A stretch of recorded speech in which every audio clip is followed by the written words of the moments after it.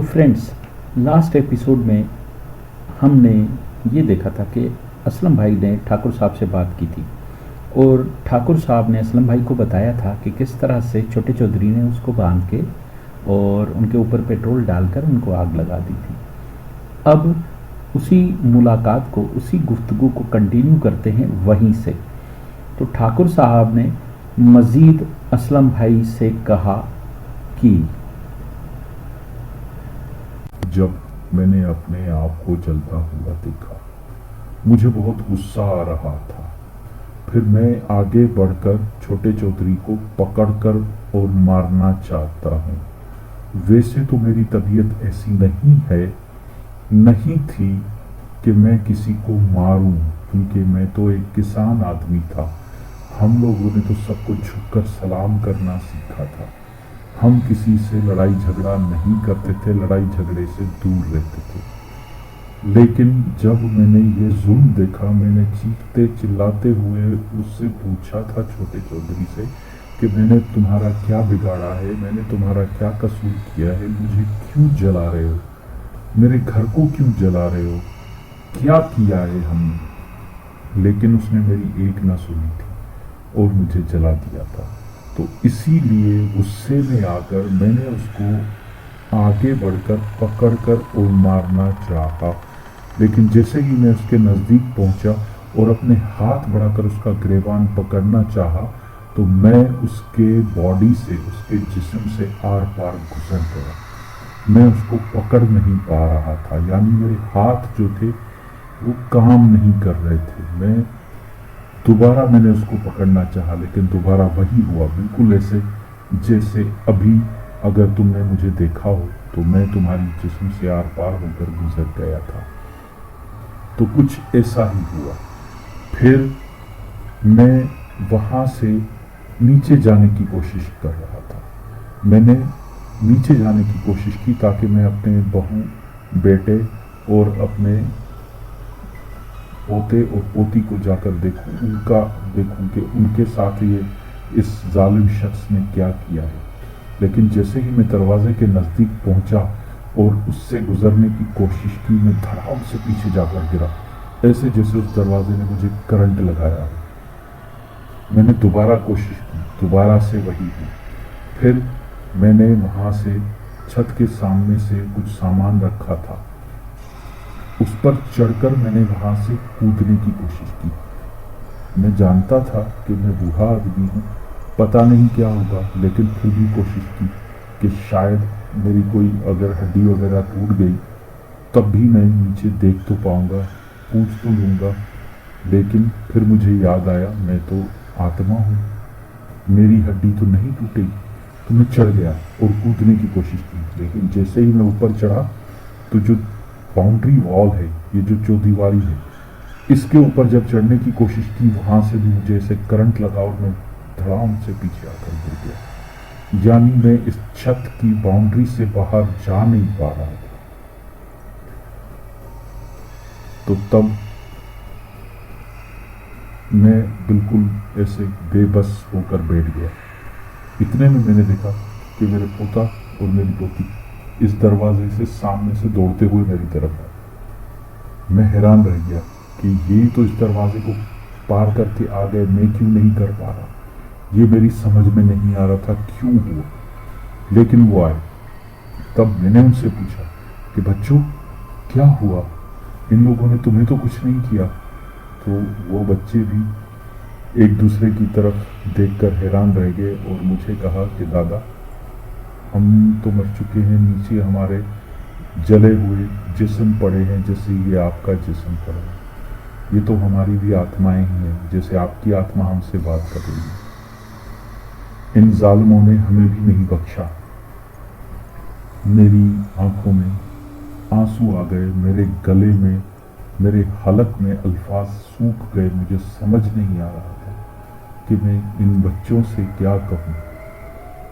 फिर लड़खड़ाते हुए अल्फाज में मैंने उनसे पूछा कि तुम्हारे माँ बाप कहाँ हैं, मेरा बेटा और मेरी बहू वो कहाँ है। तो उन्होंने बताया कि बाबा, हमें जलाने के बाद इन्होंने उनको भी मारा, उनको भी मारने की कोशिश की। तब अम्मा और बाबा वो जो खिड़की है पीछे, वहाँ से निकलकर भागे थे, लेकिन इन जालिमों ने माँ को पीछे से गोली मार दी। और फिर वो जिंदा थी, लेकिन जैसे ही माँ गिरी तो बाबा उसको बचाने के लिए वापस आ गए। वो भागे नहीं, माँ ने उसको कहा कि भाग जा, लेकिन बाबा नहीं भागे। तब तक ये जालिम उनके सर पे जाकर पहुंचे और बाबा को बांध दिया माँ के साथ, और उन दोनों को एक साथ ही पेट्रोल डालकर उन्होंने वहीं पे जला दिया। तो वो भी चीखते चिल्लाते रहे, इनसे रहम की भीख मांगते रहे, लेकिन उन्होंने कुछ ना किया, उन पे रहम ना किया, उनको ना छोड़ा, हमें ना छोड़ा। सब कुछ खत्म हो गया, ये पूरा घर जल चुका है, इसमें अब कुछ नहीं बचा।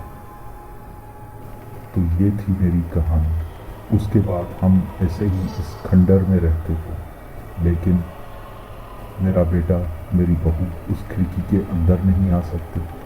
मैं इस दीवार से बाहर नहीं जा सकता, इस छत की चौदीवारी से बाहर नहीं जा सकता, इस छत की चौदीवारी के सीढ़ियों से नीचे नहीं जा सकता। बस ये पोता पोती जो होते हैं वो आते हैं, मुझसे बात करते हैं, अपने माँ बाप से खिड़की से बात कर सकते हैं, वो भी खिड़की के बाहर नहीं जा पाते। तो वो जो माँ बाप कुछ मुझ तक कोई मैसेज, कोई पैगाम पहुँचाना होता है उन बच्चों को बताते, मुझे जो भेजना होता है पैगाम उन बच्चों की मदद से मैं भेजता हूँ। पता नहीं कितने साल ऐसे गुजर गए, क्योंकि हम भूत हैं, हम आत्माएं हैं, हमें पता ही नहीं होता कि क्या हो रहा है, क्या नहीं हो रहा, कब दिन हुआ, कब रात हुई, कौन सी तारीख, कौन सा साल, हमें कुछ पता नहीं। फिर एक दिन छोटा चौधरी कुछ लोगों को लेकर इस घर में दोबारा दाखिल नीचे आया। मैंने उसकी आवाज़ सुनी, लेकिन मेरे साथ वही हुआ। मैं गुस्से से भागा नीचे की तरफ, लेकिन इस दरवाजे से फिर करंट खाकर गिर गया। कुछ टाइम के बाद वो छोटा चौधरी उन लोगों के साथ ऊपर आया, उनको घर दिखा रहा था। मैंने फिर भी उसको पकड़ के मारने की कोशिश की, लेकिन मैं कुछ ना कर पाया। उसने उन लोगों को कहा कि इस घर को बनाना है, इस मकान को बनाना है, इसको रिपेयर करना है, इसको सही करना है, रहने के लायक बनाना है, क्योंकि वो छोटा चौधरी इस घर को बेच रहा था। उसने इस घर पे कब्जा कर दिया, मेरे घर पे कब्जा कर दिया, और इसको बेचना चाह रहा था। लेकिन बेचने से पहले उसको बनाना चाह रहा था, क्योंकि इस खंडर को कौन खरीदता। तो वो साथ में कारीगर लाया था।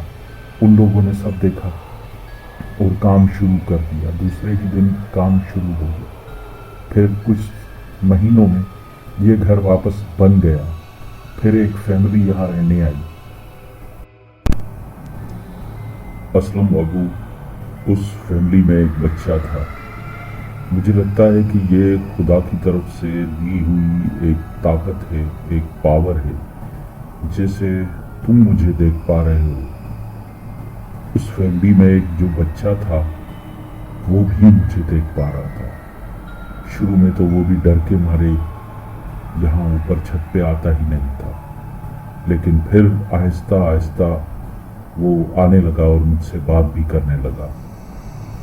जब मुझे लगा कि अब ये मुझसे नहीं डर रहा है और अब मैं इससे बात कर सकता हूँ, तब मैंने उससे एक मदद मांगी कि बेटा तुम अपने माँ बाप को मेरे बारे में बताओ।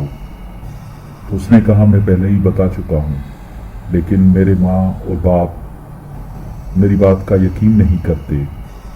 वो कहते हैं कि ये तुम्हारा वहम है, ऐसा कुछ नहीं होता, भूत नहीं होते। मेरे लाख कहने के बावजूद भी वो नहीं मान रहे थे, लेकिन मेरे बहुत समझाने के बाद वो मान गया और फिर एक दिन अपने माँ बाप को यहाँ छत पे मेरे पास ले आया। तब मैंने उस बच्चे की मदद से उनके वालिदैन से, उसके वालिदैन से बात की और उनसे मदद मांगी, जिसके लिए वो पहले तो तैयार नहीं हो रहे थे। लेकिन जब मेरी पूरी कहानी सुनी तो उनको भी मुझ पे, मेरे हाल पे रहम आ गया। जैसे असलम बाबू तुम्हें रहम आया है, तब वो मान गए। तो असलम बाबू, इतने सालों में मैंने यहाँ छत पे अकेले बैठकर सिर्फ यही सोचा कि मेरा इस दुनिया में मेरे बेटे, मेरी बहू और मेरे पोते पोती के अलावा तो कोई नहीं था। तो अब हम सब लोग भूत हैं, आत्मा है। मैं मदद मांगू भी तो किससे मांगू, बुलाऊं भी तो किसको बुलाऊंगा। तो मेरे जहन में सिर्फ एक ही नाम आया, मेरी बीवी का। लेकिन वो यहाँ नहीं है, इस दुनिया में नहीं है। वो तो कब की, पता नहीं कितने साल पहले मर चुकी, लेकिन वो किसी और दुनिया में है। मैंने सुना था हमारे गांव से 25 किलोमीटर दूर एक और गांव है जहां एक बुजुर्ग रहता है और वो आत्माओं को, रूहों को दूसरी दुनिया से बुला के उनके रिश्तेदारों से उनकी मुलाकात करवा सकता है। तो वो बात मेरे जहन में घर कर गई थी कि मैं किसी भी हाल में जब भी मुझे मौका मिला तो मैं उस बुजुर्ग की मदद लूंगा और अपनी बीवी को बुलाऊंगा।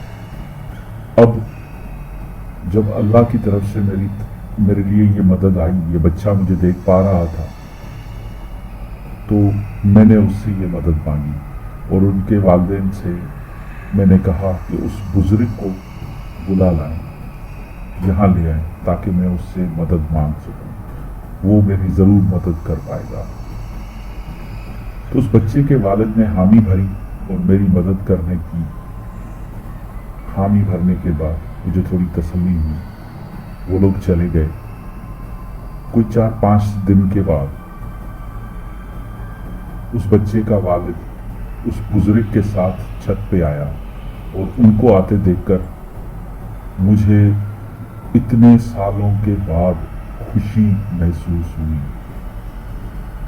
तो वो मुझसे बात करने की कोशिश कर रहे थे, उनकी आवाज़ मैं सुन पा रहा था, लेकिन जब मैं उसको जवाब दे रहा था तो वो मुझे नहीं सुन पा रहे थे। जिस तरह से वो मुझे देख नहीं पा रहे थे, वो मुझे सुन भी नहीं पा रहे थे। शायद ये पावर, ये शक्ति कुछ लोगों को अल्लाह की तरफ से मिलती है, जैसे असलम बाबू आपको मिली और उस बच्चे को। तो थोड़ी ही देर में उस बच्चे का वालिद नीचे गया और उस बच्चे को वापस ले आया और उस बच्चे से पूछने लगा कि बेटा तुम्हें ठाकुर साहब दिख रहे हैं?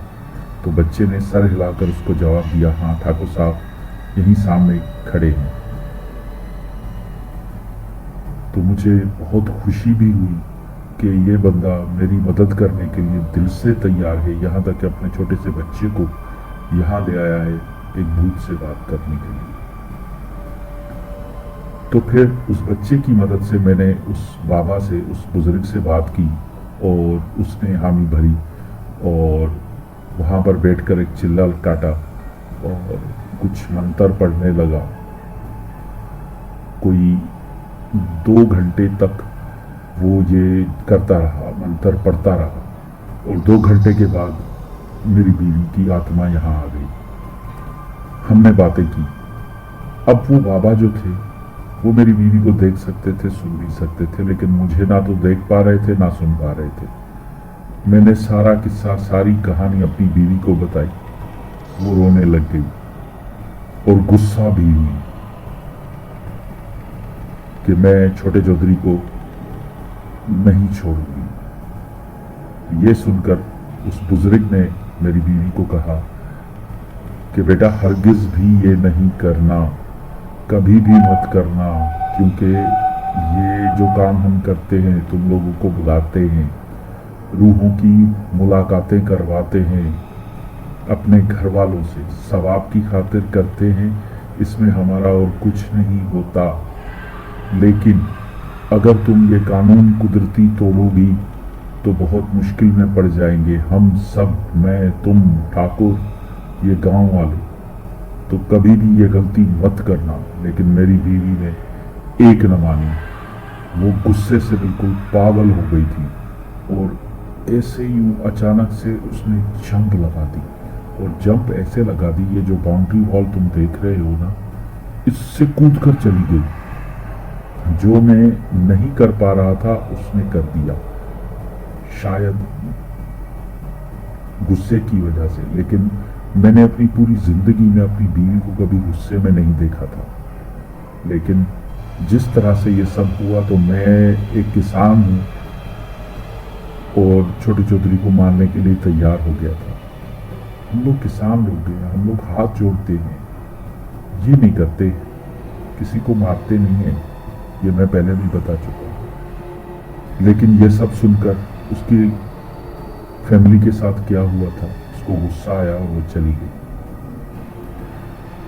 बाबा ने बहुत सारी बातें की और मुझे कहा कि बेटा कुछ भी हो जाए ये होने मत देना, तुम्हारी बीवी ज़रूर आएगी तुमसे मिलने, उसको कहना कि कुछ भी हो जाए वापस चली जाए, क्योंकि कुदरती कानून अगर तोड़ेगी तो फिर हम सब लोग मुश्किल में पड़ जाएंगे, ये गांव वाले मुश्किल में पड़ जाएंगे, ये गांव मुश्किल में पड़ जाएगा। तो ऐसा मत करना, कभी भी मत करना, जितना जल्दी हो सके वापस लौट जाना। ये बोलकर बाबा और बच्चा और उसके वालिद चले गए। मैं इंतज़ार करने लगा। कुछ 4-5 दिन मजीद गुजरे, उसके बाद मेरी बीवी उड़ती हुई मुझे नजर आई और वो उड़ती हुई छत पे आ गई।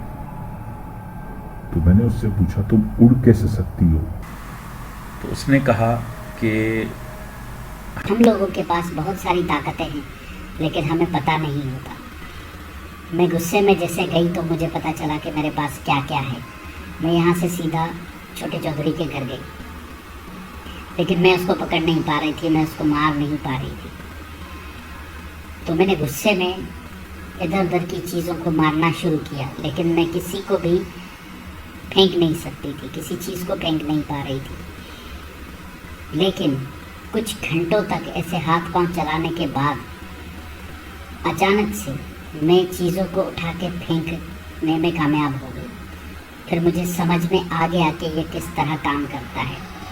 फिर मैंने छोटे चौधरी को डराना शुरू कर दिया। यहाँ से चीज़ उठाकर वहाँ रख देती, उसके सामने जब कमरे में कोई चीज़ उड़कर एक जगह से दूसरी जगह जाने लगी तो उसको डर लगने लगा।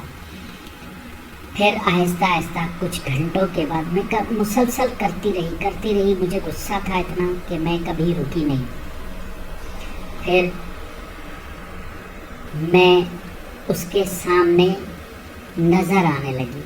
कैसे हुआ ये मुझे नहीं पता, लेकिन मैं उसको दिखने लगी।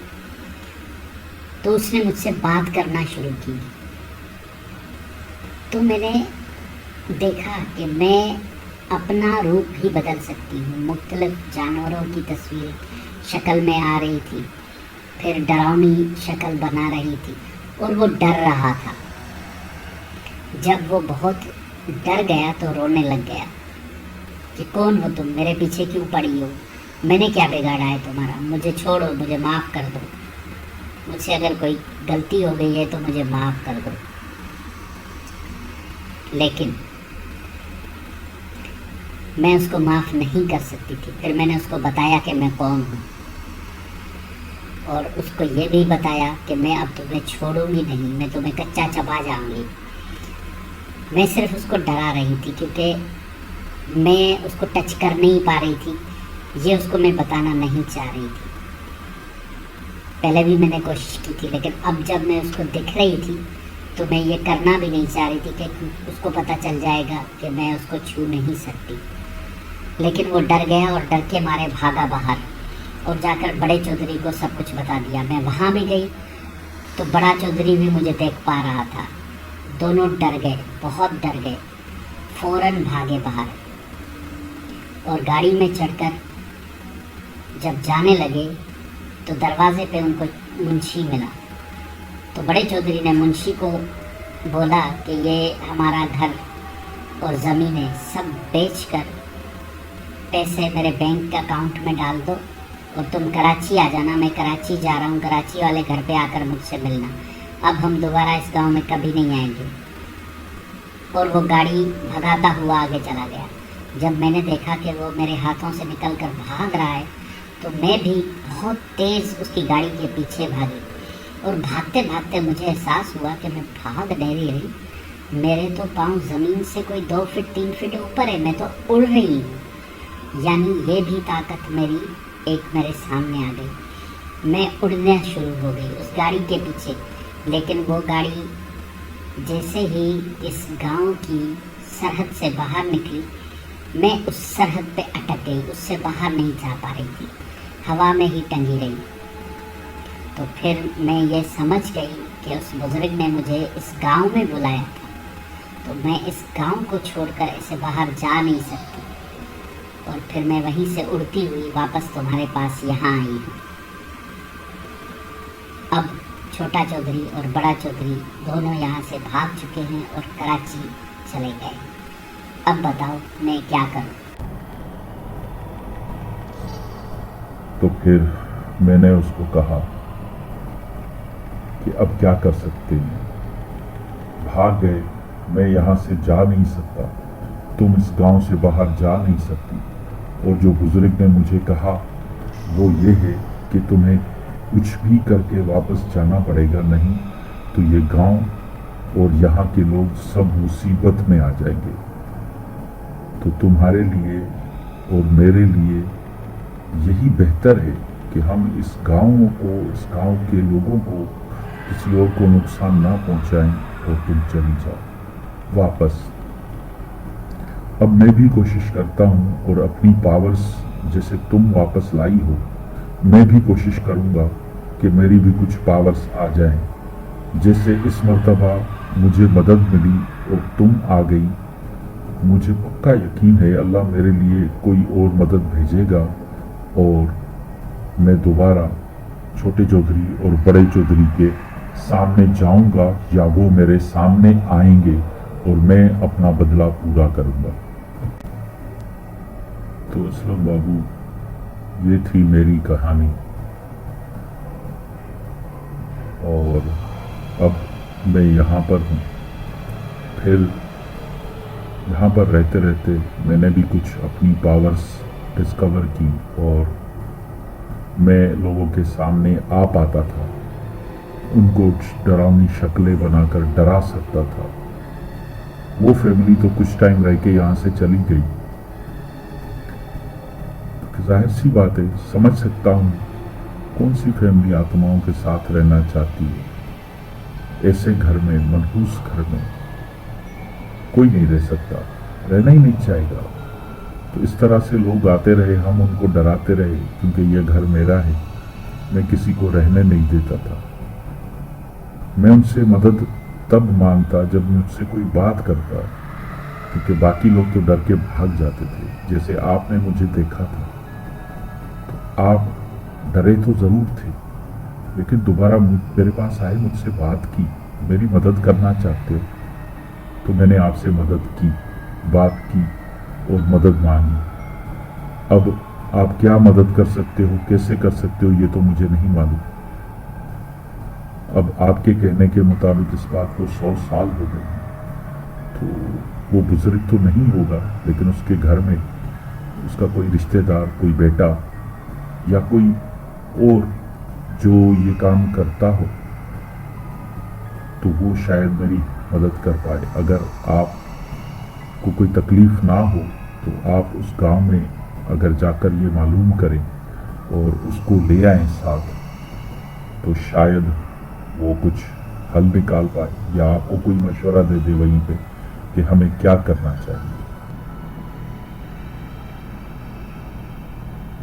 तो ये सुनकर, ठाकुर साहब की पूरी कहानी सुनकर, ये बातें सुनकर असलम भाई ने उनको तसल्ली दी और कहा कि मैं कल ही जाऊंगा और उस गांव में मालूम करता हूं कि वो बुज़ुर्ग तो जाहिर सी बातें नहीं होगा, लेकिन उसकी फैमिली में उसका बेटा या कोई भी अगर होगा तो मैं उसको या तो ले आऊँगा या उससे मशवरा लूँगा, वो जो कहेगा हम करेंगे। आप बेफिक्र हो जाओ और मैं ये करने के लिए तैयार हूँ, मैं ये करूँगा।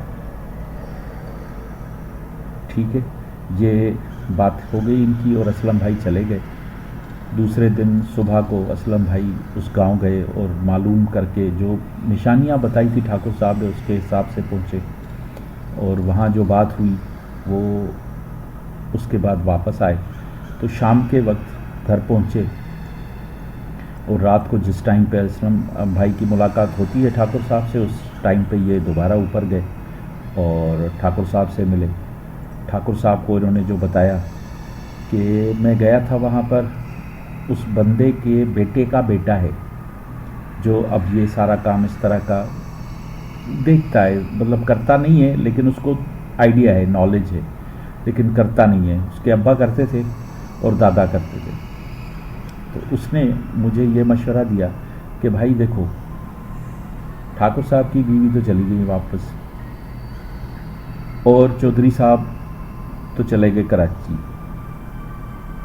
अब ठाकुर साहब जहाँ पर ये फंसे हुए हैं इतने सालों से, 100 सालों से, तो इनको निकालने के लिए कोई ना कोई हल जो होगा, अगर हमें कोई बता सकता है तो ये चौधरी साहब की फैमिली में से कोई बता सकता है, बड़े चौधरी या छोटे चौधरी। लेकिन 100 साल हो चुके हैं वो तो नहीं होंगे, लेकिन जिस तरह से तुमने मुझे ढूंढा है इसी तरह से तुम्हें उनको भी ढूंढना पड़ेगा। उनकी भी फैमिली में से कोई ना कोई होगा, शायद तुम्हें कोई ऐसी चीज़ या कोई ऐसी निशानी या कुछ उनके पास हो जो तुम्हारी मदद कर सके। तो ठाकुर साहब ये बातें हैं और मैं अब सोच रहा हूँ कि मैं कराची जाऊँगा और चौधरी के, जाहिर सी बात है चौधरी, बड़े चौधरी छोटे चौधरी नहीं होंगे, 100 साल गुजर चुके। अगर छोटे चौधरी 20 साल के भी थे तो अभी 120 साल की उम्र में अगर होंगे भी तो क्या बात कर पाएंगे, क्या कुछ कर पाएंगे, नहीं मालूम। तो मैं तब तक तो नहीं बता सकता कि क्या हो सकता है क्या नहीं हो सकता। मैं जाऊंगा और जाकर ढूंढूंगा, लेकिन आपको मुझसे एक वादा करना पड़ेगा कि मैं यहाँ से जा रहा हूँ, मेरी फैमिली पीछे अकेली होगी, मेरी बीवी है और बच्चा है, तो आप और आपका पोता पोती और बेटा और बहू, उनको भी ये पैगाम भिजवा दें। बस मुझसे एक ये वादा करें कि उनके सामने आप में से कोई ना आए, उनको नहीं डराना है, क्योंकि मैंने तो ये सारी चीज़ें देख ली, कर ली, ठीक है, मैं हिम्मत भी कर ली, आपसे बात भी कर ली, लेकिन वो डर जाएंगे। मैंने उनको आपके बारे में कुछ नहीं बताया। ठाकुर से ये वादा लिया, ठाकुर साहब ने वादा किया कि मैं अपनी बच्चों को बोल दूंगा और हम लोग उनके सामने नहीं आएंगे, हम इनको नहीं डराएंगे। हमारा मकसद किसी को डराना नहीं है, तुम तो मेरी हेल्प कर रहे हो, क्यों मैं तुम्हें डराऊंगा। ये वादा लेकर असलम भाई नीचे आ गए और अपनी वाइफ को सुबह बताया कि मुझे किसी सरकारी काम से, ऑफिस के काम से जाना है कराची और कुछ दिन लगेंगे, हो सकता है कि 2-3 हफ्ते लगें या महीना या उससे भी ज़्यादा, मुझे नहीं मालूम, लेकिन जैसे ही काम हो जाएगा तो मैं वापस आ जाऊंगा। हो सकता है मैं 1 हफ्ते में ही आ जाऊं, लेकिन मुझे कुछ कंफर्म नहीं है। तो इन्होंने पैकिंग की, सामान उठाया और चले गए कराची ठाकुर साहब की मदद करने के लिए, चौधरी शुजात हुसैन और उनके बेटे चौधरी शफात हुसैन को ढूंढने। तो दोस्तों, आज की कहानी को हम यहीं पे एंड करेंगे और अगली कहानी में देखेंगे कि असलम भाई किस तरह से चौधरी साहिबान को ढूंढते हैं। आपको प्रोमो दे देता हूँ कि अगली एपिसोड में ठाकुर साहब की मदद करने के लिए असलम भाई कराची पहुँचेंगे। चौधरी शुजात और चौधरी शफात तो जाहिर सी बात है मर खप गए, वो नहीं रहे, लेकिन उनका बेटा और पोता, उनसे असलम भाई की मुलाकात होगी अगली एपिसोड में और उसके बाद कुछ ऐसे राज खुलेंगे जो ठाकुर साहब को भी नहीं पता थे, क्योंकि ठाकुर साहब को तो चौधरी ने मार दिया, छोटे चौधरी ने, और वो उस छत से कभी बाहर जा ही नहीं पाए, तो उनको भी नहीं मालूम था। तो दोस्तों, इजाज़त दीजिए अपने होस्ट को अगली एपिसोड तक। तब तक के लिए अपना बहुत सारा ख्याल रखिएगा, हमें दुआओं में याद रखिएगा। तब तक के लिए अल्लाह हाफ़िज़।